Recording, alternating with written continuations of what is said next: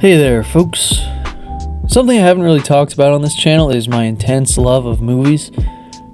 While I consider sports to be the ultimate form of entertainment, movies, film, if you will, are the ultimate art form for me.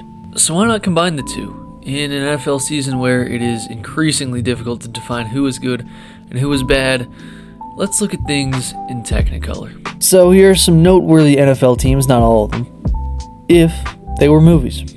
The Chicago Bears are "Oh Brother, Where Art Thou" by the Coen brothers. Now we're going to learn a lot more about the Bears in the coming weeks as they face the Packers twice and the Lions once too. But it's undeniable that they were dealt a brutal hand this season, being expected to stand out in the division that fielded 3 playoff teams last year, and yet stood out they have. "Oh Brother, Where Art Thou" is seemingly buried within the filmography of the dynamic filmmaking duo that is the Coen brothers, and yet, despite the odds, this movie stood out to me more than the others. More than Fargo, more than Raising Arizona, The Big Lebowski, Burn After Reading, perhaps even No Country for Old Men. Just like I don't know if the Bears will seal the deal in this division, I can't give you a definitive answer if "Oh Brother, Where Art Thou" is better than No Country, but the fact that it's a conversation is an accomplishment in itself for the Bears and for the incredible film that is "Oh Brother, Where Art Thou." The Philadelphia Eagles are the Hateful Eight. I view the Hateful Eight relative to the rest of Quentin Tarantino's filmography, just as I view the 2025 Philadelphia Eagles relative to the rest of the Hertz-Sirianni era. The Hateful Eight is not a bad film. It's beautifully shot, intense, intriguing, but it's missing the juice of other Tarantino masterpieces like Pulp Fiction, Inglourious Basterds, Reservoir Dogs, or Once Upon a Time in Hollywood, just to name a few. This Eagles team is not necessarily a bad team, although there's still a lot of season left. But they clearly lack the juice of 2022, 2024, and even pre-meltdown magic that was 2023. This team has just been boring from start to finish despite having all the bones of a good team. When my mind tells me I should give the Hateful Eight a rewatch, I end up just going back to a different Tarantino film instead.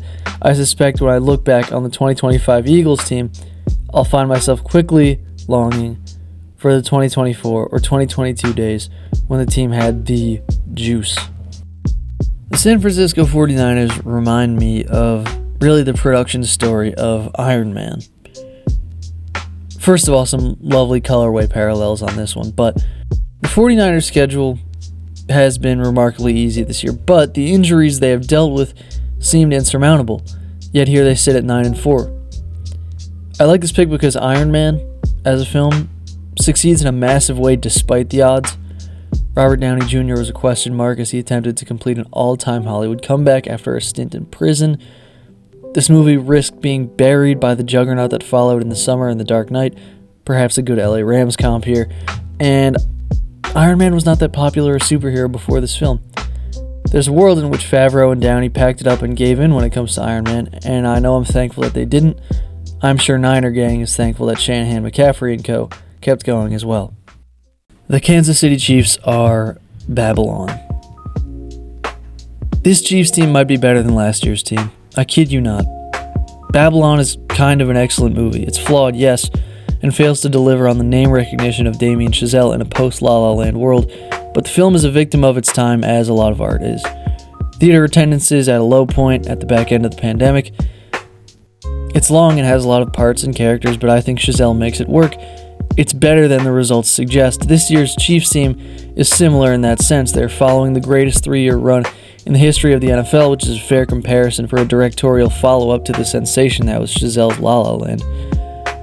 They aren't a bad team at all, these Chiefs, but the league is just ready to give the Chiefs hell every week. Their usually insane schedule is still insane, and it might cost them a playoff spot this year. I'm telling you, come playoff time, the Chiefs will be missed if they don't make it, just like Margot Robbie was missed when she got brutally snubbed for an Oscar nomination in Babylon. She was incredible. The New England Patriots are Dune Part 2 for one reason and one reason only.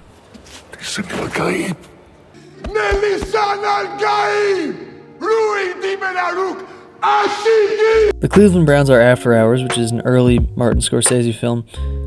I saw After Hours recently, so I felt compelled to find a good fit for this one. It's an incredible nightmare of a film. It follows Paul Hackett as he tries to get home from a disaster of a date in an unfamiliar part of New York City. Every decision he makes is well-intended and solely in service of finding a way home, and yet it leads to Paul getting metaphorically hit below the belt over and over again. All the Browns have wanted to do is win, from my purview. Say what you want about the awful results, but I do genuinely believe the Browns' priority has been to win on some level since the franchise's reinvention in the 90s, and yet they get the worst possible results from their process at every turn. I kind of see them as a victim of the beast that is the NFL, just as Paul is a victim of the beast that is our world. Maybe I'm being generous about the Browns' intentions, maybe I'm being generous about our guy Paul's. The Pittsburgh Steelers are Groundhog Day. This one's a layup for obvious reasons and probably making the rounds on Pittsburgh sports radio as we speak. The Steelers are living the same waking nightmare every season. A strong start and offense devoid of creativity, and an inevitable collapse. And just as Phil, played by Bill Murray, must learn to treat others with compassion to free himself from this time loop, the Steelers must learn how to swallow their pride and bottom out to some degree in order to emancipate themselves from the shackles of average quarterbacking. I'm lukewarm on Mike Tomlin, and frankly, dipping a toe into that argument seems more dangerous than stepping on a Normandy beach on D-Day. I'll leave that to the diehards. The Los Angeles Rams are the Royal Tannenbaums this year. Obviously, incredible team, incredible film. But for this comp, I want to focus on the stars at play, specifically Davante Adams of the Rams and Gene Hackman in Tannenbaums. I don't think during the Vegas days, Tay ever thought he'd end up in a situation like this after parting ways with Aaron Rodgers in Green Bay. I know for a fact Hackman didn't think he'd end up in a movie like Tannenbaums. He did not want to do it when Wes Anderson told him he was writing a script for him. And yet Hackman joins a loaded cast of up-and-comers going right into their primes: Gwyneth Paltrow, Luke Wilson, Owen Wilson, Ben Stiller, and a late-career Bill Murray performance, which will equate to Matthew Stafford. Hackman absolutely kills it with a perfect late-career performance as Royal. When it comes to Adams, I've loved his usage this season in the Rams offense. He isn't a volume target anymore. They've got Puka Nacua for that. Instead, he's the best red zone target in the league because there's still nobody that can guard his release off the line of scrimmage. He's perfect for getting on the end of Stafford's quick releases. Hopefully he cements his legacy as a Hall of Famer. Adams is a personal favorite, and so is Hackman in the Royal Tenenbaums. So, that'll do it for me today. I applaud you if you made it to the end of the video because I completely nerded out on this one. And that can be hard to take sometimes, so appreciate that. I sincerely hope you enjoyed the video. Thanks for tuning in, and I will see you next week.